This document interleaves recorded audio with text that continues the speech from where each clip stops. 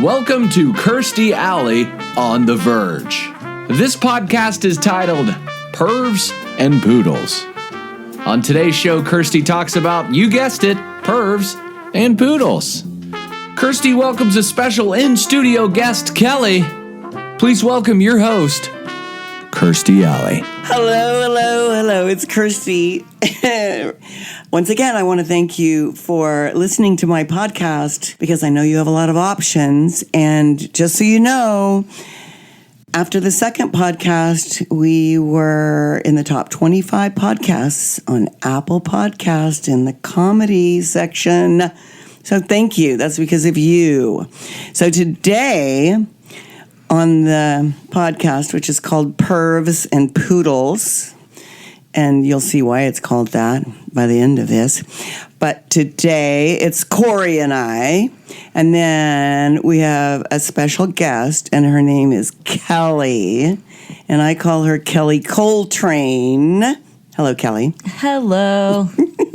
Now, Kelly is somebody that I've known my entire life since she was born because her mom was a very good friend of mine.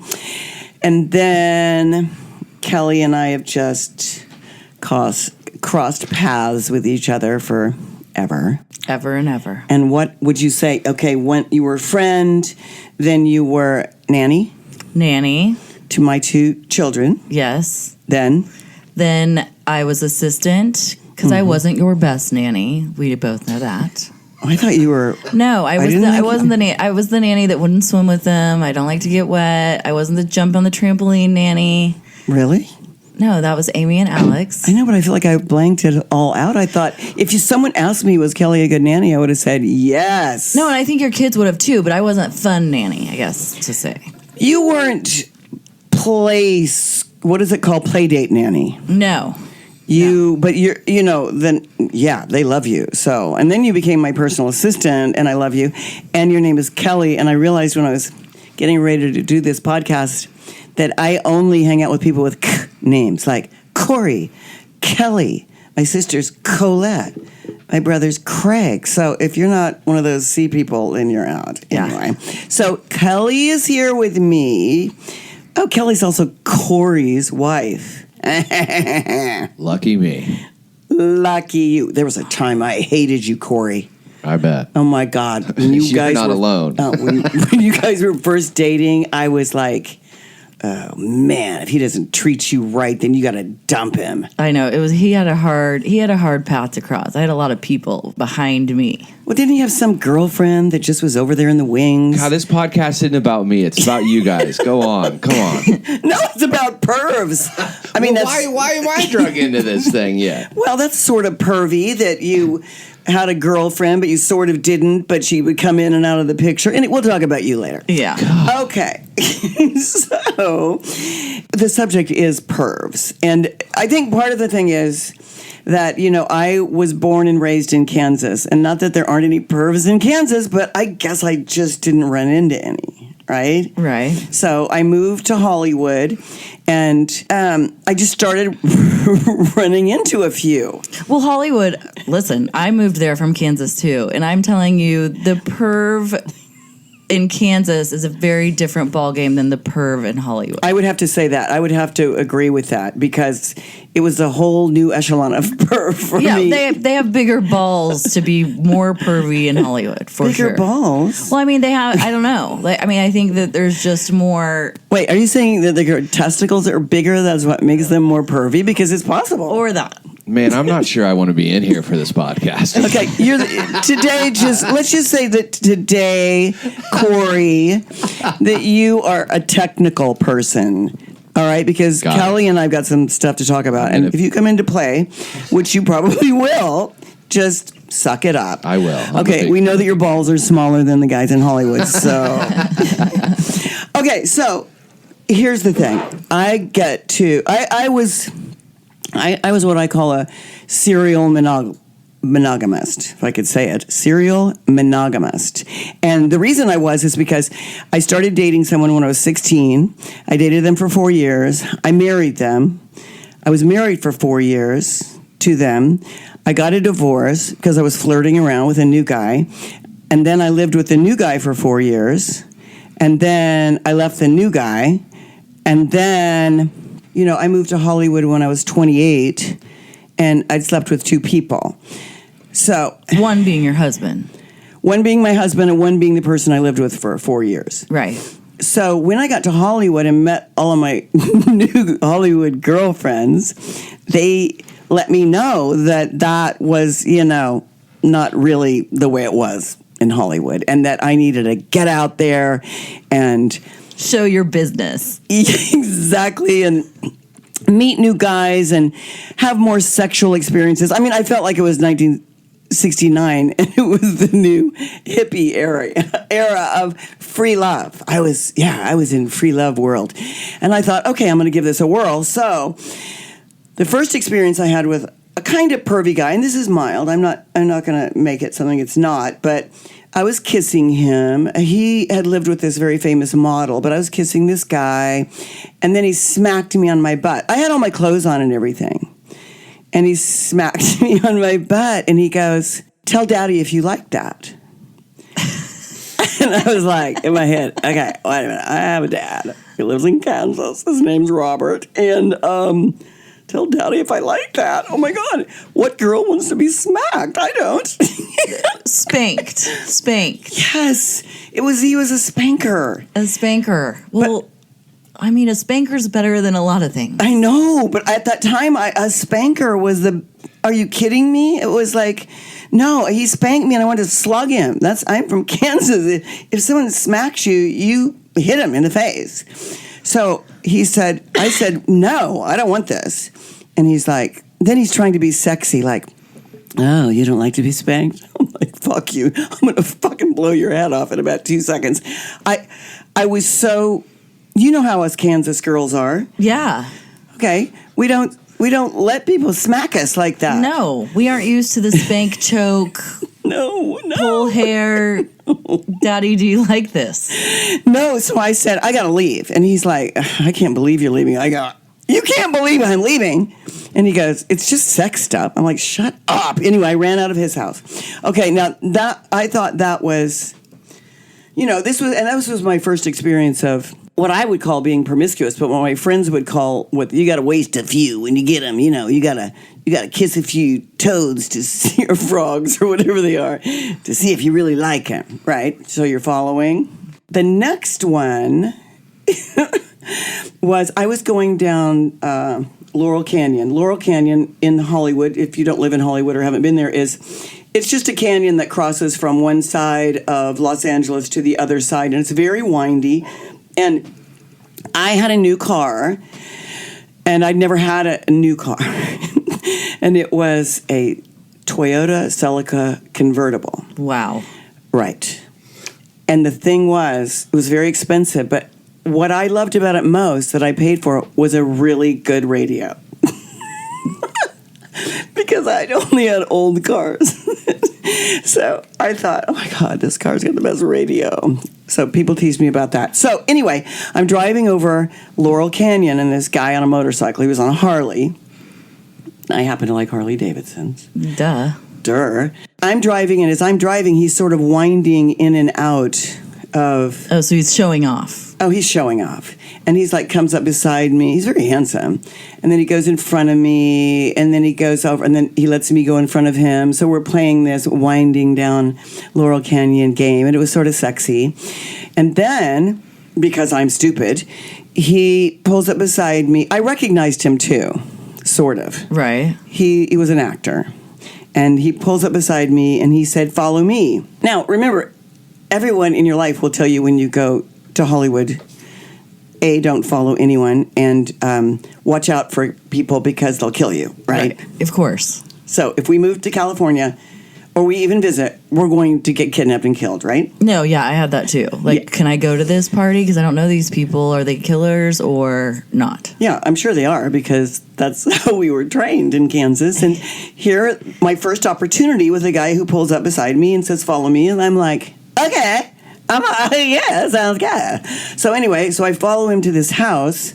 We pull in, and this other guy comes out, and what happened was he goes, we're going to do a boxing thing. So he's a boxer and an actor, You know, Hollywood, everybody's everything. So he's a boxer, and his friend is a producer, of course. Right. And I wasn't an actress at this time.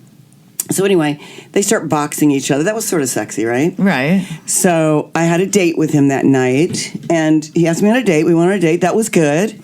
I had a couple more dates with him, and then he wanted me to sleep with him. And with my newfound promiscuity, I'm like, yeah. You're like, I've been spanked. I mean, hello, I know what I'm doing. So now he was pervy, but the main thing of this, so let's call him, just what's a good name? Corey.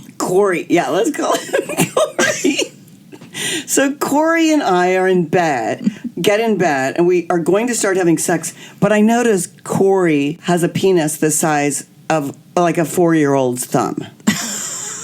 And now, I've never seen something like this, or I hadn't seen it either because it was dark, but I was like, what's happening here? That's like a girl's BJ dream penis. Oh, Cal, I didn't see it that way. I was just, in my head, how's this going to work? I guess we started having some form of sex. And this guy, this must be a big word there. He had the nerve to say, tell daddy what baby wants. Oh, no. Another daddy. No, another daddy. Tell daddy what baby wants. Now, in my head, I'm like, well, baby wants a dick. Because baby wants a dick bigger than a toddler's thumb. Because I've just never experienced this in Kansas. And I didn't have sex with a spanker. So anyway, I was like, oh my God. And then he kept saying that, tell daddy what baby wants. Somehow, I don't even remember how we progressed to completion. But in my head, it was like, oh my God, you've got to pull out all the tricks in your bag that you can figure out how to get this guy done and off and out.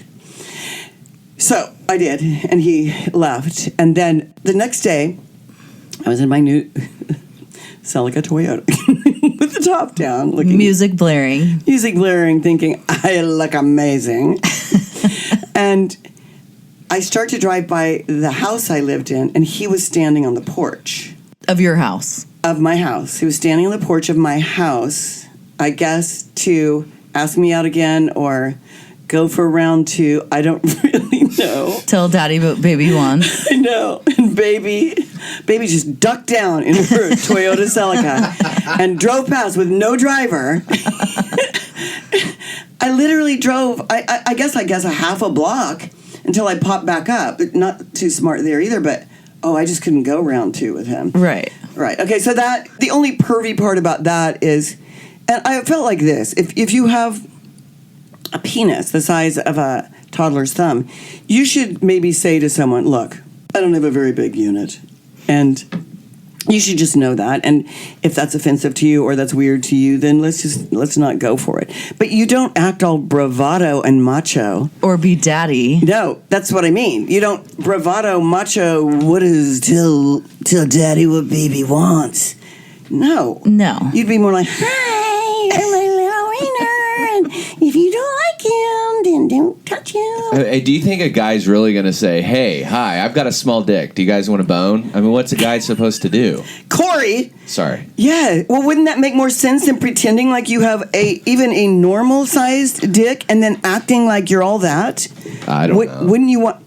Kelly, Yeah, you? I mean, you're going to know it's small. You might as well give a good, fair warning. Like, hey, I know this might be weird, but... This might be it's really not weird. Maybe what you expect or something. Or anyone on planet Earth. But if he said something like that, because he was sexy, he was handsome, he's an actor. Yeah. So maybe I would have gone like, well... and he had a Harley. And he had a Harley. So I would have at least had a little respect for him. Well, and he was self-proclaimed daddy. No, you don't get to say you're freaking daddy unless you've got like a... It hung like a bowl. Exactly. I'm on the Then you can get daddy then status. Then you can go, daddy. You want to be hit in the head with daddy's wiener? I can. Yeah, just stand I'll across the knock room. Knock you out. Oh my God. Okay. But see, these are stories that I actually really, in our whole lifetime, these are like little blurbs. I mean, these aren't getting into the real deal. My real perv experience of Hollywood. No. But this is an evolution. We're gearing up. It doesn't, nothing ever just starts like, hi, I'm a total perv, I'm going to fuck you up. It always is like, you're groomed into this, sort of, right? No. I mean, I don't know. Weren't you with any pervs? I don't know. You might remember this. Sorry, Corey. Remember, and I'm not going to name any names. Call him Corey. I'll call him Corey. So I'm on the set with you. Yeah. You're doing a show. Oh. I'm not going to say the show because then it could lead to names or something. Are you sure his name isn't Bori? Exactly. But so I have a big crush on the actor. Yeah. He's like a character actor on the show, Bori. kind of. I know Bori.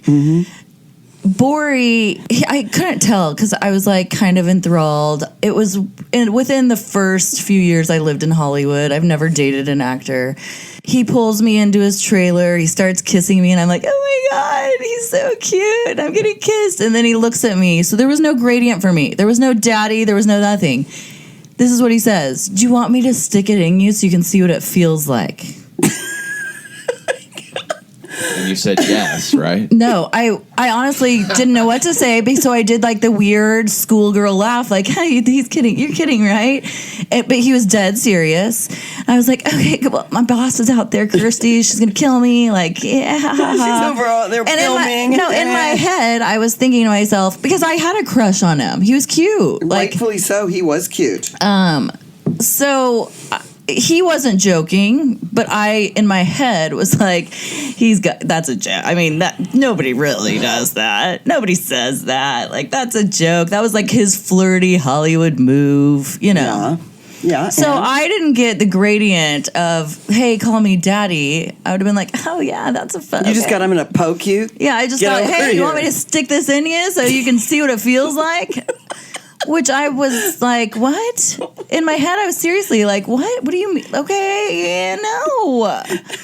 Don't you like kiss and then what happened to the bases? I don't know that there are bases in Hollywood. I know in Kansas there's like a chronological order. There is. It doesn't start with, unless the guy's really, really drunk in a bar, and then he might run over to you and smash into you and go, you want me to stick it in you? I mean, but that wouldn't, but I haven't ever had that happen, either of you? No. No, okay, so it's a little bit new. Yeah, so it went from 0 to 100,000, but I was like, yeah. That is the thing that guys like this know will happen. They usually prey on really young girls when they're Which pervy. I was 22, Yeah, maybe. you were really young. I didn't start acting until I was 30. Right. So we're talking about, I moved to Hollywood when I was 28, so I wasn't like this little, I sort of was. I was an older, stupid young girl. I mean, now, not to get into serious movements, but that could be like total hashtag me too. It could be, yes. I mean, it's a little hashtag. It's hashtag me too, but it's on the low level hashtag it me is, too. But I also didn't feel hashtag me too-ish because I thought he was cute and I sort of had a crush on him. And it made me feel like, oh, he likes me. He wants to see what it feels like. Exactly. But see, what I figured out was, and we haven't even talked about the big Chester molester. No, I was never really molested. Let's put it that way. But that's the thing they're banking on, is that you can't really tell if they're kidding or they're not kidding, and so they put you on the because if I wouldn't or defense. But if I was like offended, he'd be like, "Oh my God, I'm just kidding." Exactly. Yeah. Exactly. So and also, it's if he was a monstrous looking beast, right, and he was like just grotesque, you wouldn't have been in his trailer in the first place. No. And so we think that somebody who's going to be really gross and perv and all that is going to be somebody who's some monstrous beast, and that's not how it works. Ted Bundy was a handsome guy who was charming. Right. And the more handsome and charming you are, apparently, the more people you can kill. So, yeah. So we are going to stay on track with the killers. Yeah, the killers. Because clearly, we have not listened to anything anyone told us in Kansas. Correct. All right, so now we go along with our lives. I am married for a long time to a non-perv. Right. It just seemed normal. Like, maybe that's why I married him, because he seemed like a normal sexer, Yeah. You kiss, you hug, you that, da, da, you have sex, blah, blah, blah, blah, blah, blah. Cut to going along, and I'm not going to tell you the exact time frame, but at one point, I met a guy. Let's not call him Corey. Let's call him... He's next level. Let's call him Paul the Perv. Okay. All right, now... This is the thing I didn't understand, because I've been this girl, and this may be bad, but I've been this girl. Like, what do you mean you live with someone who beats you? Why the hell don't you just leave? Why don't the hell don't you walk out the door? Right. What do you mean? Okay, so you live with a guy who's really pervy, and it's disgusting. Why don't you just pack up and leave? Come on, I was that girl. Yeah. Until this, and then I realized, okay, so Paul, this is the bloom, it comes in stages. No one walks up with a P carved in the front of their forehead. Right. With their fangs glaring and their dick hanging out of their pants, like whipping around like a lariat, They don't walk up and go, hello, I'm a perv, I'm going to wreck your damn life, sister. Right, you can't spot him. No. So mine was very good. Mine was one that I met and worked with on a film. Right. And he was so charming and so lovable and so understanding of anything in my life. If I said, it's really important to me that I meet someone who's, crazy in love with me and loves my kids, because I had kids then, loves my kids and helps me take care of them. Oh, man, that's me. I get what you're saying. Oh, I've lived with women who have kids. And I got to say, I love them. Although I don't have kids yet, I got to say, I love kids. Yeah. I will be there for you. I will take care of them. I sometimes, and he feigns, he's almost crying, I just wish I had some kids of my own, but this feels close. They feel right. Like I'm going to love them like my own. They already feel like they're my own, baby, Right. Yeah, that guy. And I'm like, oh my God. He already feels like they're his. He loves them so much. Anyway, this went on for a while. And then it turns out I sort of ended up with him, like as a boyfriend, right? Right. Still, like a normal guy. We have sex, sort of normal sex. What I would consider normal sex, sweet, here's flowers, here's that. Right. We have sex. Oh, sex was really good. This guy didn't have that little tiny... Toddler thumb. No, God, no. This guy, it was like, sort of like a summer sausage. Really, Right. Right. I had never had a summer sausage either, so this was a big swing. Right, he was a sweet... Yeah. Summer sausage. He was. And this was a big swing from little, what does baby want? No dick, to this is maybe what baby wanted all along. Right. So I'm so in. I'm like, oh my God. In my head, I've got a guy. He loves me. He loves my children so much. He has a summer sausage, and I've never experienced that. And that's not a bad thing. And he's so handsome, so charming. Oh my God, he loves me so much.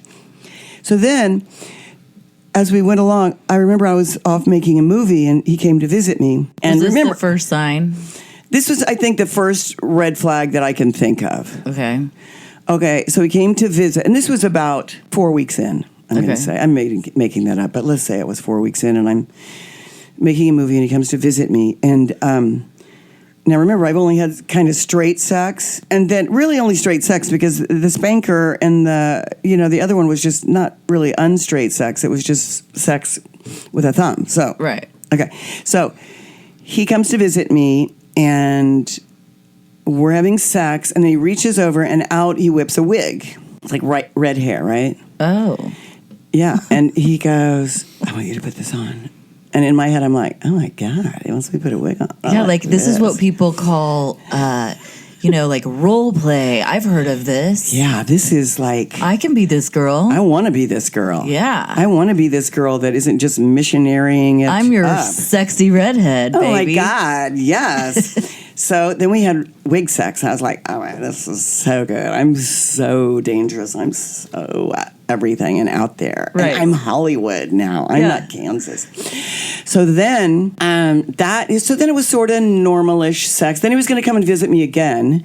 And I thought, oh, now that I'm Hollywood, I'm going to amp this up. So I had a friend who had a mink coat, and I said, can I wear your mink coat? So, of course, I put on the mink coat, and I'm nude. Corey, stop laughing. I put on the mink coat. I pick him up at the airport. Oh, so you do the quintessential I'm naked under here? I'm naked under here, and I'm in a limo, and I think this is new. Right. I think no one's ever done this, ever. This is like, I'm the most creative person in the world. So I pick him up at the airport, and of course we have sex in the limo with the mink, and it's all... And now I'm becoming more the girl that I want to be, because I really want to be more Hollywood, less Kansas. But that is super Hollywood. The limo, the mink, like we're actors and actresses. Yeah, but I didn't know what Callie. I know. I used to have a housekeeper that called Kelly. Collie. When she was mad at her, she'd go, Collie. I don't think that's the way I said it. Is it Collie? Anyway, annoying. So I'm thinking I'm very original. And he seemed to enjoy it, but not a lot. And I thought, who the hell wouldn't like this? He seemed like, this is like small potatoes, you know? Right. And I remember wondering, why is he acting like this is sort of nothing? Any of the other really straight, non-pervy guys that I've been with have been like, hallelujah, this is the best day of my life. Yeah. So anyway, I thought I just made a little note, like, that's sort of strange. So then, probably in the second month of dating him, well, by this time in the second month, I believe I sort of moved in with him. Right. Right. Okay. So so you're still in the honeymoon phase. In my mind, I am. Okay. I'm in the honeymoon non-perv phase. Right. I'm like just living it up because I know more about sex now than I've ever known in my whole life, and I am so Hollywood, and I'm an actress. I finally reached my goal. Right. So, you've landed the big time. Totally. So I was looking in his closet to get something. I think I was looking for towels or something, and I noticed that there was this belly dancing costume, and. Now, maybe you'd see a belly dancing costume in a girl's closet, but I saw a belly dancing costume, and I was like, whoa, this is strange. And then there were these slippers that went with the belly dancing costume, and they were like a size 11, you know? So they would fit a guy. A guy with big feet. Right.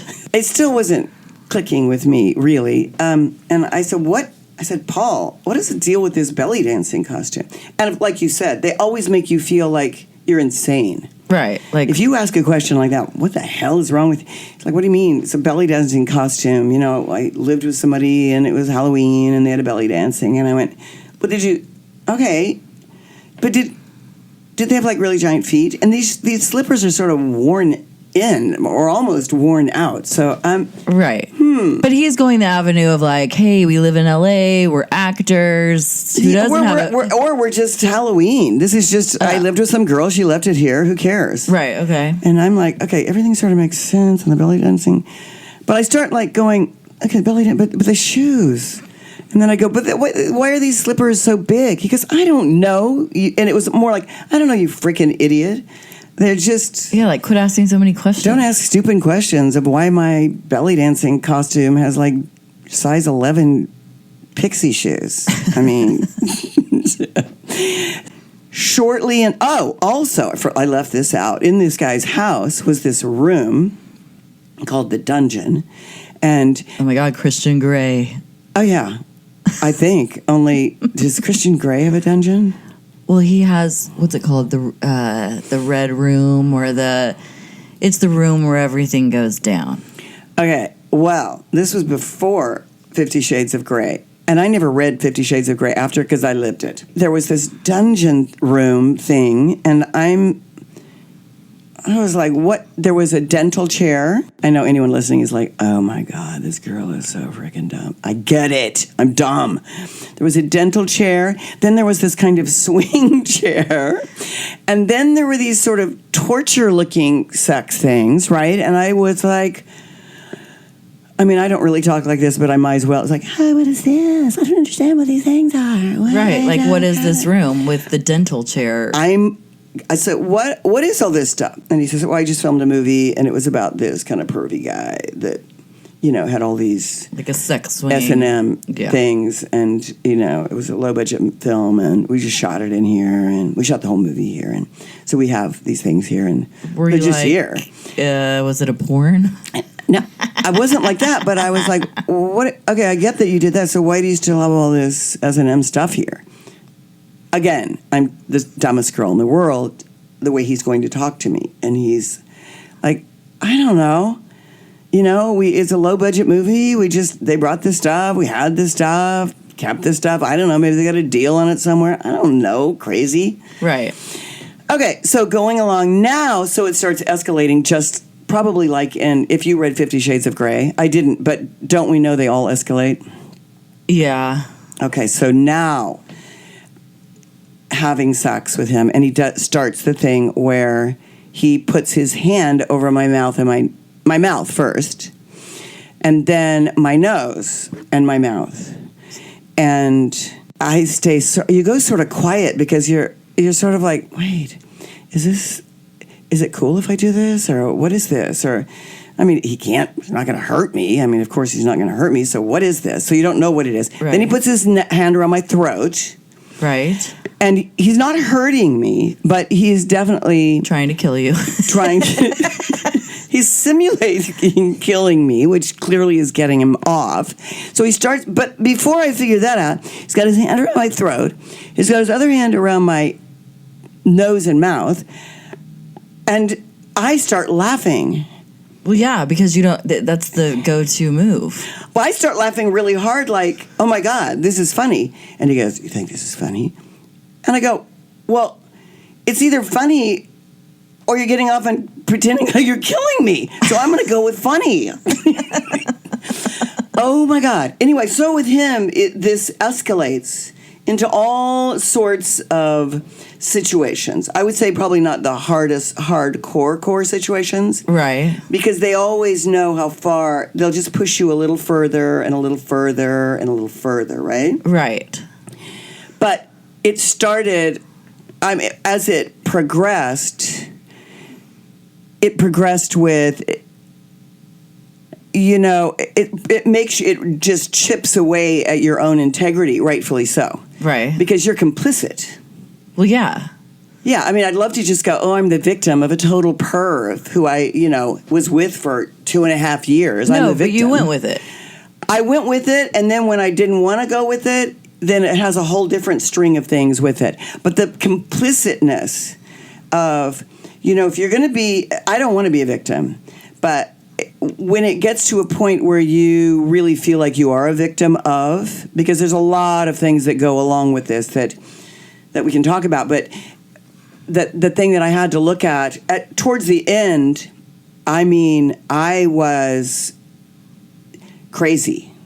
Right, but you also have to look at it from the point of view of being complicit of you want to please your man that like maybe he, that's why you are going along with it.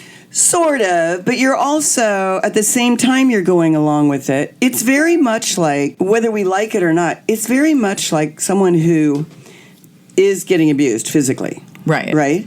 Because it doesn't start off with, hi, I'm Mike, boom, slug you in the face, right? Right. It's, hi, I'm Mike, I'm this, I'm that. Oh, then he may tap you, then he may, pull your hair a little bit. Maybe he does something like that to you. And then pretty soon when he does hit you, then he's sorry and he's never going to do it again. And he's, and then you take him back. And that whole cycle of that was unreal to me, 100% unreal to me. Yeah. Until I went through the perv cycle, and it destroys your integrity. It destroys your, I had friends who were noticing how he treated me, and because it does escalate. Right.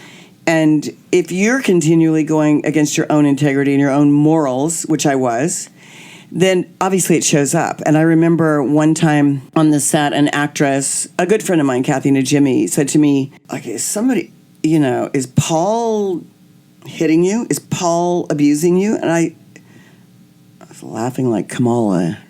Am I saying it right? I don't want to get penalized. No, of course he's not. Right, like, me. I would never be. I would never, and I wouldn't. Right. But it was like, because she said, it just seems like somebody is really putting you down and really making less of you, and because I guess also I started really introverting on, am I pretty? Am I old? Am I fat? I was skinny as hell, and I was, how old was I? 45? Right. And I was just very introverted. And I'm usually real outgoing, extroverted, goofball, and that was sort of stopping. And she said, I just want you to tell me the truth. You have to tell me if someone is doing something to you because this isn't you. Right. You were off. Right. So there's one person. Then I remember I was in Maine and my brother came to visit and he took me aside and he said, people thought he was hurting me physically. And so that was the question. So that's how I would get out of the answer. Right. But your internal dialogue when they would ask you, was it like, no, of course not? Or did you kind of... I knew what they were missing because when my brother said, is he hitting you? Well, he wasn't. So I could, pretend like I'm telling you. I go, yeah, no, he's not. No. Are you kidding? No. God. I go, well, he seems like he's doing something to hurt you. You don't seem the same. Right. I wasn't going, well, he's strangling me and suffocating me and he's... Oh, and then here was one. This was towards the end, though. This was my best one. There's all sorts of stuff in between. Don't get me wrong. I think I know this one. I know I'm an idiot, right? I get it. I'm an idiot. No one can feel more like an idiot than I feel about myself already. So I come into the house. You lived together. We lived together, but we lived in two houses that were near each other, next to each other, basically. Okay. So my children were never exposed to the dark side. Right. The dungeon. The dungeon. Oh, my God, help me. So I came in, and I couldn't... He had an elevator in his house, and I'm on the elevator, and I'm like yelling, Paul. Paul's not answering. So I get to I think it was the third floor, and on the third floor, I get out of the elevator, and I sort of hear something, and I look to my left, and there was a gym there, like a workout room. And all of a sudden, I see someone walking towards me in a bride dress, like an antique bridal gown. Vintage bridal. Stop laughing, Corey. A vintage bridal gown.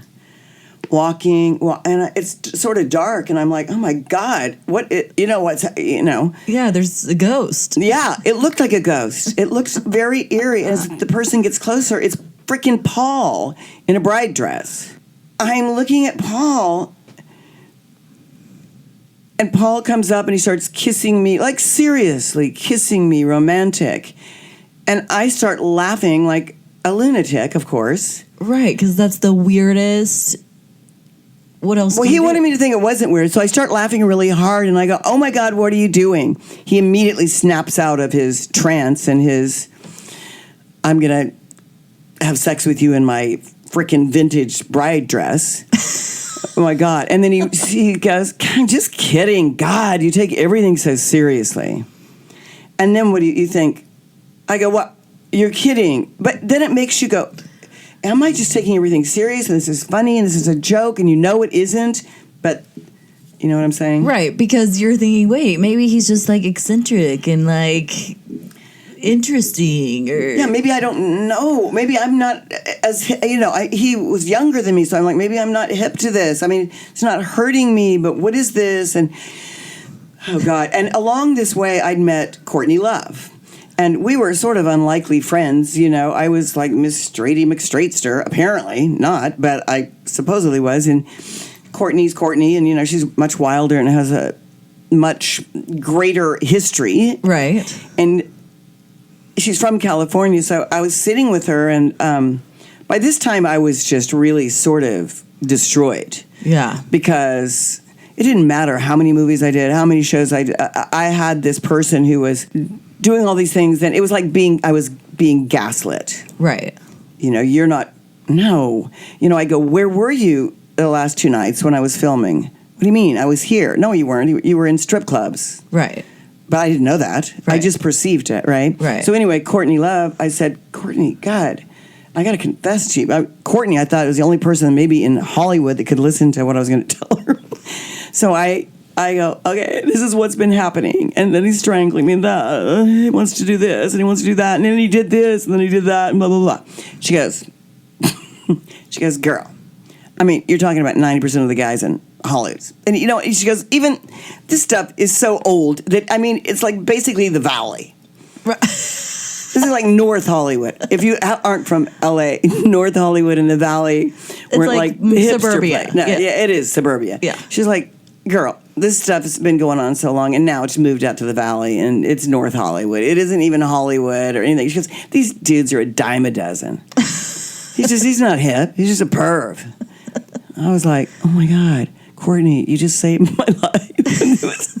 She sort of did. Yeah. She put it in perspective, because if you don't know, I think it's sort of the secrecy factor. So what are you going to do? Tell your best friend from Kansas, like, Paul, he's been dressing up in his vintage bridal gown and it's like super hot.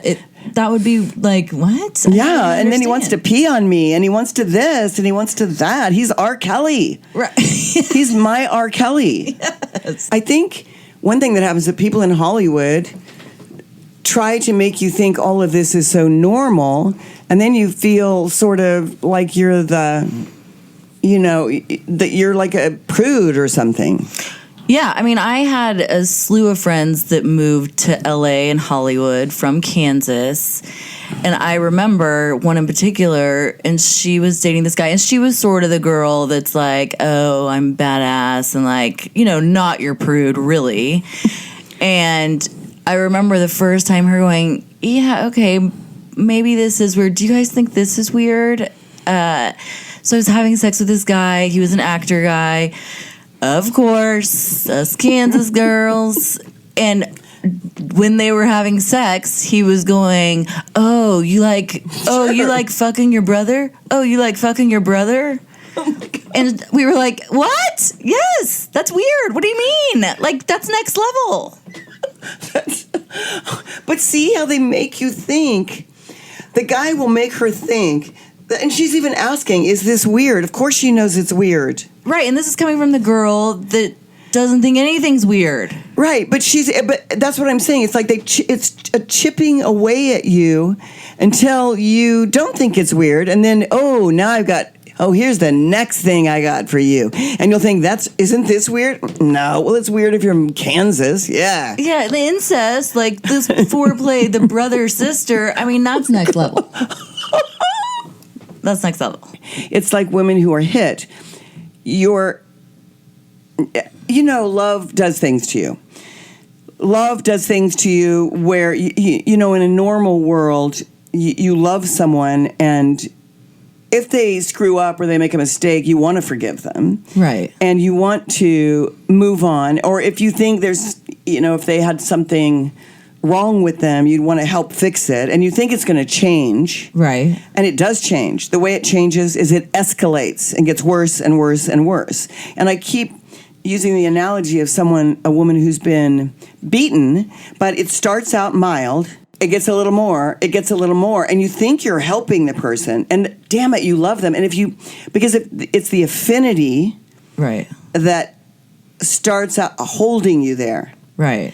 Do you know? And then they're sorry, and you want to forgive. You're that person who wants to forgive. Right. So I think it starts out sort of simple like that, and it's more real to you that someone wouldn't do that to you again if you've never been hit or peed on or strangled, or your reality in your whole life is that will change because no one would keep doing that, right? Right, because no one's going to want to make you feel uncomfortable in any capacity. Or when you get down to it, it's do really degrading things to you. Right. I'm going to degrade you until you are, a handmaid. I mean, basically, it's the dominance factor of taking someone who's fun and funny and lively and a mom and all these good things. They never prey on these pervy guys don't prey on girls who are like them. Right. They aren't going for the girls. They're like, please pee on me. No, they aren't. They're going for in fact, when I was with Paul,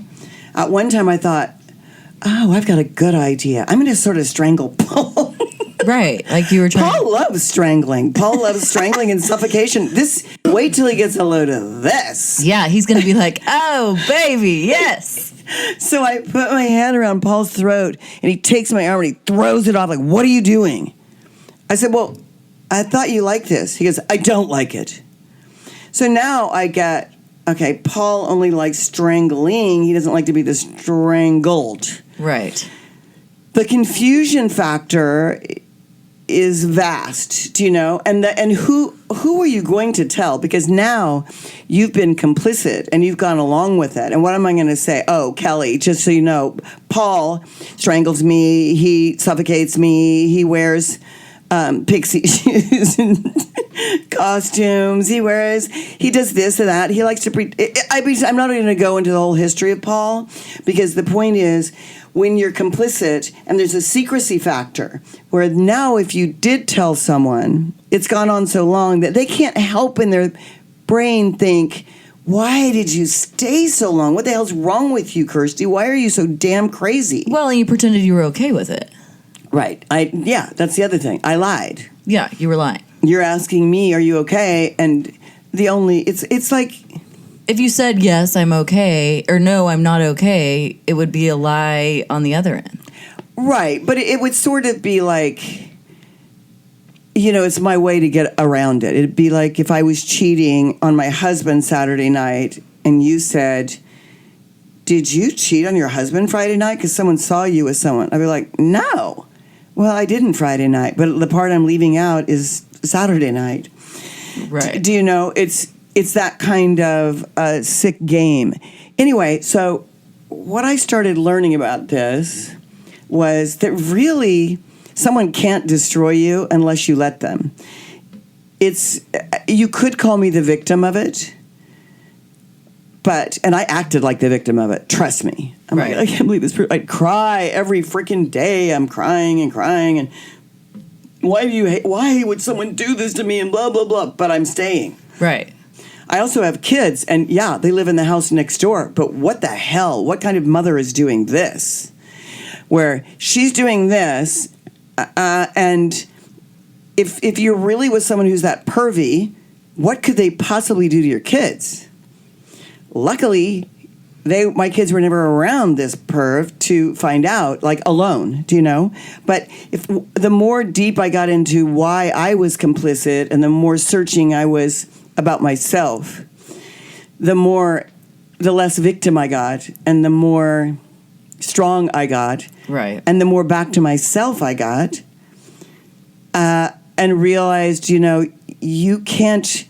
There are certain victims. You could be walking down the street and someone could grab you and rape you. I'm not trying to minimalize actual victims, but I'm like a self-made victim. Right, because you were going along with it. Yeah. And it's like, before that, so many years before that, when I did cocaine, I was the self-made drug addict. Right. Nobody, the first time I did it, yeah, I could blame it on the person who gave it to me. But really? No. And I could blame it on Paul, but up to a point, I thought, oh my God, this is the most exciting sex life I've ever had. Right, because you were like, yay, this is fun. I'm getting out of my wheelhouse here. Exactly. And also, the thing that I had that I loved was, and I sort of did love this, but it's sort of psycho too, but I was always very respectful with whoever I was with, a husband. I've been married twice. We didn't degrade each other, we didn't really even have fights. Right.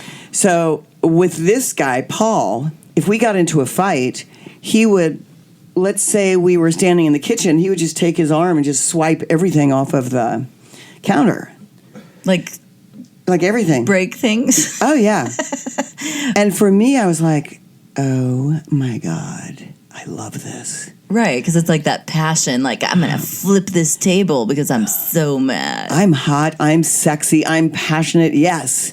And I remember one time there was a coffee table and we were in a fight, and it had usually just been him that would do things like that. And at first, it's not that I liked it, but I thought, wow, I've never been in something like this. I've always been with, well, look, if you take a look at this, then I think you could see why that would upset me. And I'd go, yeah, you're right. I'm not going to do that. Okay. Or I'd raise my voice like, you know what? I don't like it when you did that. That was my life up until then. Right. And now he said something to me. I can't even remember what it was. And I took the coffee table and I just flipped it up in the air on its side. Everything fell off of it. Maybe 500 worth of stuff just shattering. And the first time I did it, I was like, oh my God, I love me. I love me so much. This is like Virginia Woolf. I am Virginia Woolf. This is like the days of wine and roses. Oh my God, this is the most exciting life I've ever lived. And then you make up and you have great makeup sex, you know, until they strangle you and kill you. But up till that point, it was swell. Right. Anyway, so at the end of this perv run, it took me a long time to recover. It took me a long time to figure out what I'd done, how I'd done it, how I was complicit. And so when I got away from Paul... Yes. What was your aha? My biggest aha was when Paul would call me after we weren't together. And his first question was, hey baby, how are the kids? And I go, oh, they're good. And that was just his entry point. Right. And I would just listen. So I go, hey, baby, how are the kids? I go, oh, they're great. And you go, hey, listen, you know your car that's still in the garage? Can I have that? Because I feel like, you know, that was sort of a gift to me. And I go, no, I'm having it picked up today. Fine. Next day. Hey, baby, how's it going? Hey, how are the kids? Oh, the kids are great. Mm-hmm. Oh, I'm going to this event tonight, baby, and there's going to be reporters and things, and I just want to make sure, I know you might be at that event, and I just want to make sure you're not going to talk about us not being together anymore. Because, and the reason that is because he was using me and my lines in work to get his own jobs, and he was sort of creating back-end deals, unbeknownst to me. Right.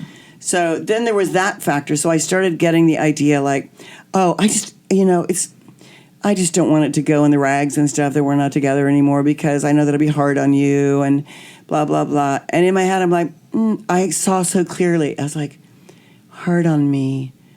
I don't think of it. And I go, you know, Paul, I'm in this movie. So I'm going to be doing a lot of interviews. Right. And if someone asks me if I'm not with you, I'm going to say, no, I'm not with Paul anymore. Right. And he goes, well, okay, you can make that decision, but it's just so you know. And then he would sort of spill the beans. I've got some people there, some finance people, which I'm sure he's told them that I'm going to be in the stupid project that he's created, which I'm not, right? Right. Okay, so once you start looking, so after I stopped, I pulled the drapes back on the perv stuff, then I would see, people would say, oh, Paul said that you wanted to do this movie. I never said I wanted to do that movie. Oh, Paul said that you didn't want to do this other movie, so Paul suggested he do it with Susan Sarandon.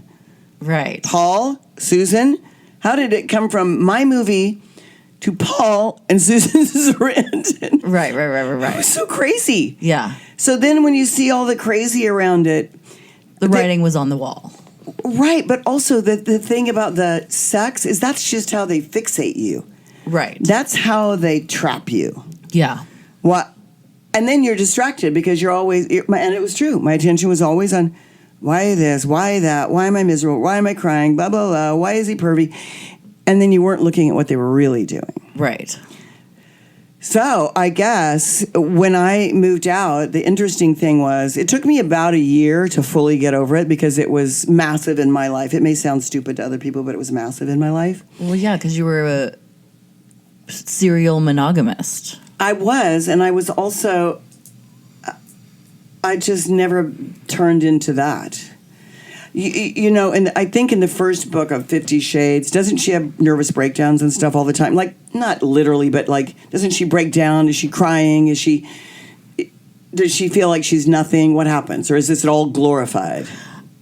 I mean, it's been a while since I read the trilogy or whatever, but she goes definitely from like innocent, I've never done this X, Y, and Z to being in the dungeon. The Red Room, I think, is what they call it. Okay, so, and I'm sure, I've seen scenes of the movie. I haven't seen the movie, but I've seen scenes where she's just hysterical, right? Right. Well, that's how I would be hysterical. Yeah. Now, I know that in this trilogy, which I have to say is not really true. You know, it's glorified. Right. And then they love each other so much, they end up being, you know, they're married, they probably have kids, blah, blah, blah, blah. I don't know. Right. I'm just here to say that's really not true. That's not really how it goes down. Yeah. Because a lot of these guys that strangle women and do this, I've since found out, actually kill them. Right.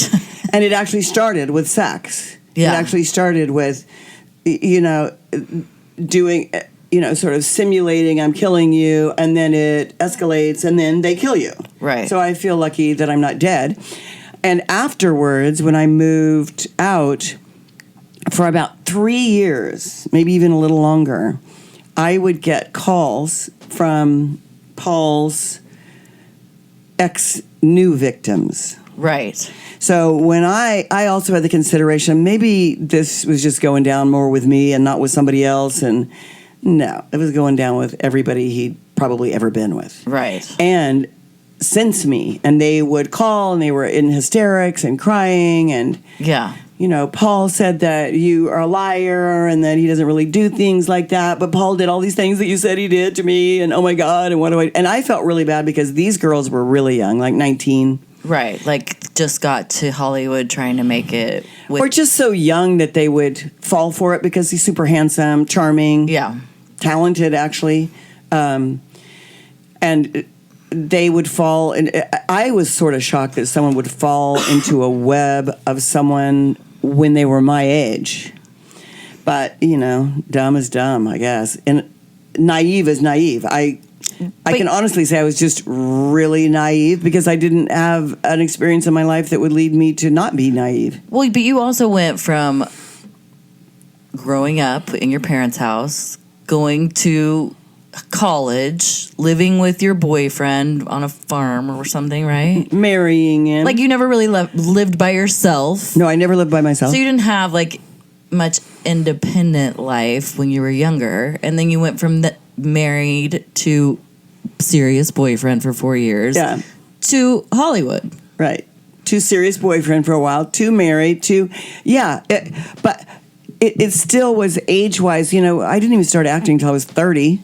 Right. So I think I was dense. I don't know how else to say it. But it's taught me a really good lesson. And it's given me a really good understanding of women, of how someone lives with someone who abused them, physically or mentally. Right. It's usually a slow process. It's filled with I'm sorry's. My guy didn't even say he was sorry. He would just say, like, you're crazy. Like, everybody does this. Or what is your deal? Yeah, like, I don't even know what you're talking about. No, I didn't sleep with someone last night. Well, that's I where slept you... with someone the night before. Forgot to tell you, you know, like, they make you feel crazy but I started understanding women, and I started understanding how you unvictimize yourself if you've turned yourself into a victim. Right. Because we always think the person turned us into a victim. We turned ourselves into a victim. Correct. So if you can turn yourself into a victim, then you can turn yourself out of being a victim, and it could take a little while. Well, it's a lot easier to self-reflect and be a victim if you don't like the person. If you like the person a lot or love them, you're going to sort of go along with it or like it or be more prone to self-victimizing. You are, but that's the trap, you know. And then later, here we are all these years later, where the guy who did that to you in the trailer is now being convicted of other more serious things, right? Right, but like he was cute. He was an actor. I was young. You know, I never felt offended or anything. I felt like, oh my God, this is so silly. Like, he. Right. And that particular person, because you knew I had a big crush, and you were like, you're working, like, maybe don't go into the trailer, like, teasing me. And another person that you were working with was like, oh my God, you can't like him. He likes to play rape. And I was like, sorry, what? Like, he does what? Like, what is that? How do you play that? Right, and you think it's a joke. Yeah, you and I were laughing. We were like, what?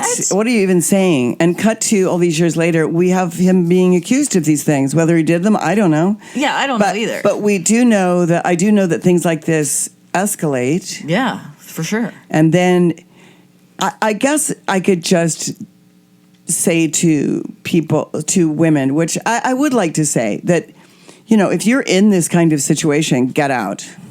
Because you might think it's all hipster and you might think this is what everyone does. It isn't. It's a demoralizing way to degrade you, really. Yeah. And I'm glad that I have a better understanding, because if I didn't have an understanding before, my solution to women, if someone had told me this story and it wasn't me, I would say, God, just leave. Right. Duh.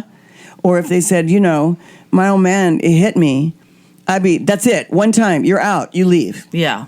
But that would be my only solution. And and when people did tell me, like, oh, well, like sometimes when he's having sex, he does this, or he scratches me, or he does, I would have been like, get out. Yeah. Right? Right. So now I have an understanding of that. I think I can actually help other people.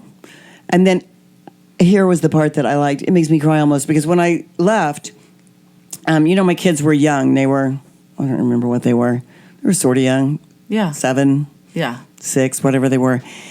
And so I gathered them up when I got to the new house, and I said, I haven't been the greatest mother. And they go, well, Mommy, we think you've been a great mother. And I go, I know, but, someday I'll tell you why I don't think I've been the greatest mother. And I just... Trust me, I feel like I'm not the greatest mother. And they were so cute, because they're like, Mommy, we think you're the best mother. Kids, they're so sweet. They didn't know. No, and they didn't know. And I said, oh my God, is there anything I can do? I said, just trust me. I have not been a great mother. So is there anything I can do to make this up to you? Right. Just anything. And they thought, and they go, yeah, you can. You could buy some dogs. And I said, okay, what kind of dogs? I said, like some big poodles. Done. We had 2 big poodles for the last 16 years. Anyway, that's that. Kelly, thanks for joining me. Of course. Fun. And Corey. Yes, ma'am. God, I hope you never did that to anyone. Never. Thanks, everybody. That'll do it, folks. Another episode of Kirstie Alley on The Verge. Be sure to follow Kirstie on Twitter at Kirstie Alley. Kirstie would like to thank Anchor.fm. Do you have questions for Kirstie? You can leave us a voicemail. Go to Anchor.fm and hit the message button. We listen to every single one of the messages that you leave her. Be sure to rate this podcast wherever you listen and leave a review. Share it with your friends. Tell anybody. Tweet about it. Do anything you can to get the good word out about this podcast. Kirstie appreciates it. Until next time, I'm Corey. We'll see ya.